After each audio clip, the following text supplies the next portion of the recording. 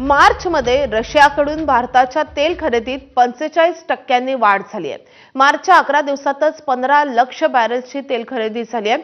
संपूर्ण फेब्रुवारीत भारतानं रशियाकडून 10 लाख बॅरेल्सची तेल खरेदी केलेली होती।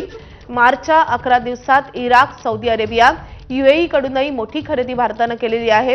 रशियानंतर सौदी अरेबियाच भारताचा सर्वात मोठा तेल निर्यातदार देश आहे।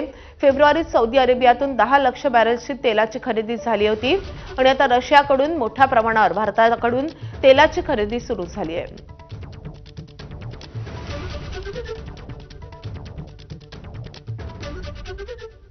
आणखी एक महत्त्वाचे अपडेट, फायटर जेट्स, नेव्ही मिसाइल्स, ड्रोन हल्ले याच्या माध्यमातून यूएस कडून इराणवर जोरदार हल्ले होत आहेत। यूएस सेंट्रल कमांडनं ट्विट केलेल्या व्हिडिओतून इराणवरील हल्ल्यांची तीव्रता आता जाणवते आहे। इराणकडून अमेरिकेला निर्माण होणारा धोका आम्हाला नष्ट करायचा आहे असं म्हणत हा व्हिडिओ ट्विट करण्यात आला आहे।